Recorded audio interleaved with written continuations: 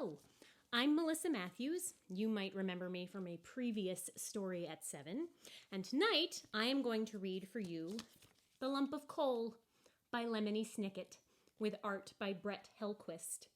You might know Lemony Snicket because he wrote the series of Unfortunate Event books. The holiday season is a time for storytelling, and whether you were hearing the story of a candelabra staying lit for more than a week, or a baby born in a barn without proper medical supervision, these stories often feature miracles. Miracles are like pimples, because once you start looking for them, you find more than you ever dreamed you'd see, and this holiday story features any number of miracles, depending on your point of view.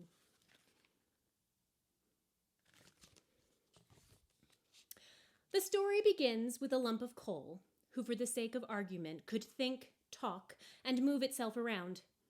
Like many people who dress in black, the lump of coal was interested in becoming an artist. The lump of coal dreamed of a miracle, that one day it would get to draw rough, black lines on a canvas, or, more likely, on a breast of chicken or salmon fillet by participating in a barbecue.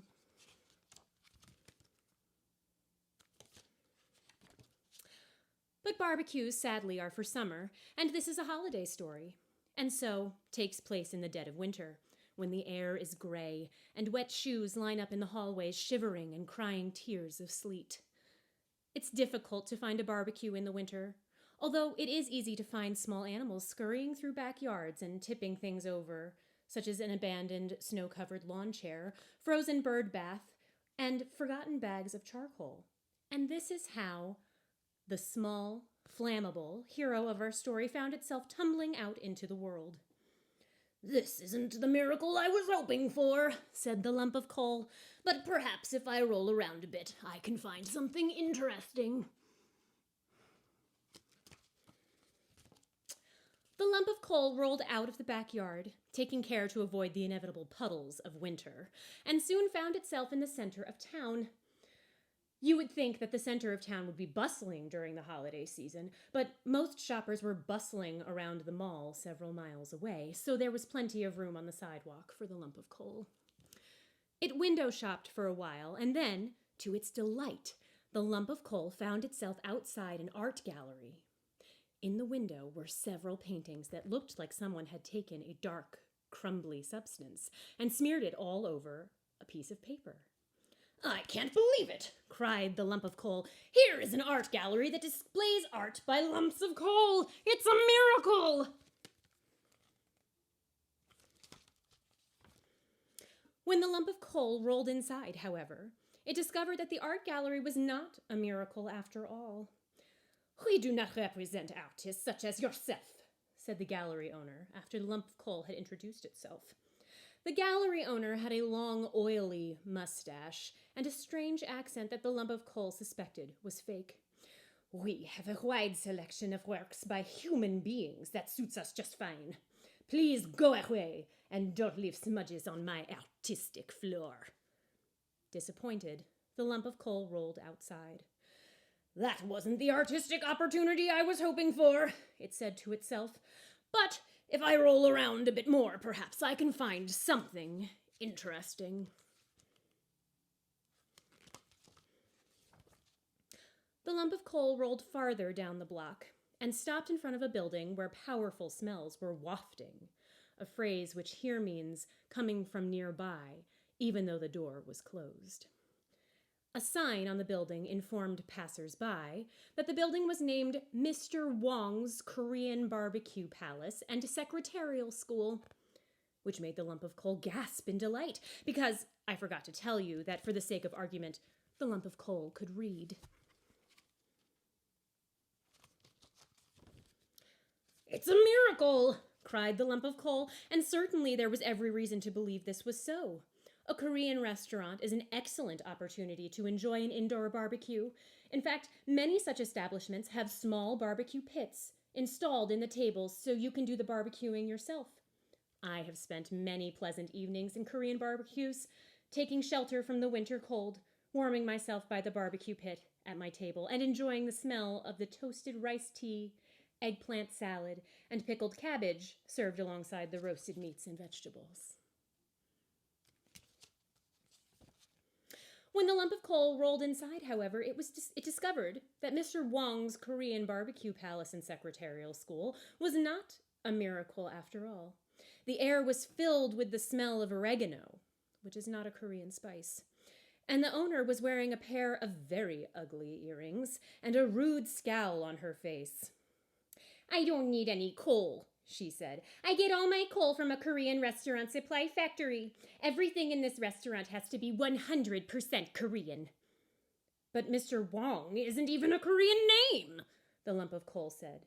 "And judging by the smell, I don't think you're using proper Korean spices." "Please go away," said the restaurant owner. "And don't leave smudges on my Korean floor." The lump of coal did what it was told and began to grow very despondent, a word which here means certain that a miracle would not occur after all.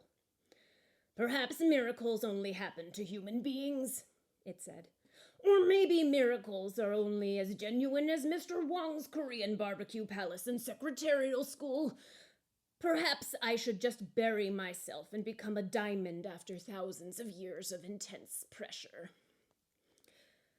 Just when the lump of coal was ready to return to its bag in the backyard, however, it ran into someone I'm sure I don't have to introduce. He was an overweight man with a long white beard, dressed in a very bright red suit. Oh no!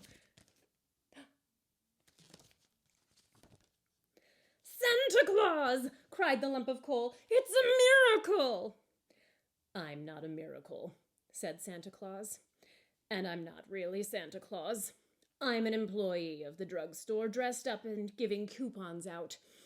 The real Santa Claus is at the mall." "Do you have any use for me?"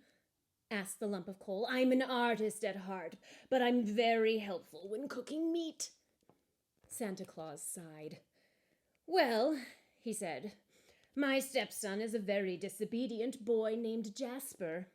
His mother used to say he had an artistic temperament, but I think he's a brat. You're just the thing to put in his stocking as punishment."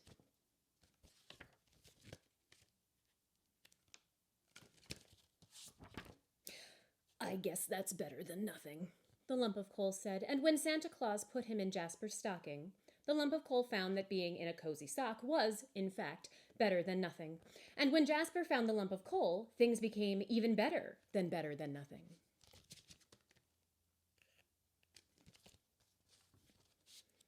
"A lump of coal!"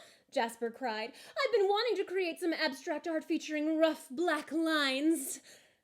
"I'd be happy to be of assistance," said the lump of coal. "Egad!" cried Jasper. "You can talk! It's a miracle!" It was a miracle, although the miracles didn't stop there.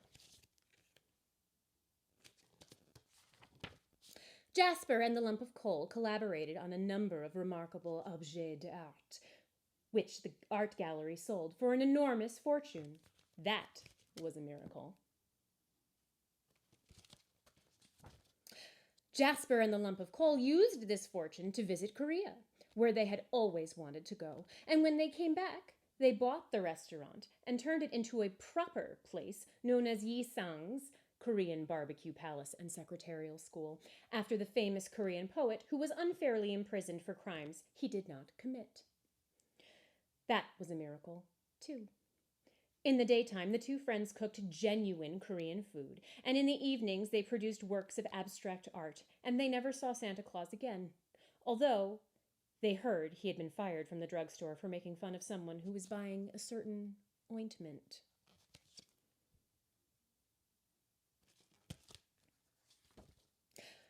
All these things are miracles. It is a miracle if you can find true friends. And it is a miracle if you have enough food to eat. And it is a miracle if you get to spend your days and evenings doing whatever it is you like to do. And the holiday season, like all the other seasons, is a good time not only to tell stories of miracles, but to think about the miracles in your own life and to be grateful for them. And that's the end of this particular story. Thanks, everyone. Have a good night.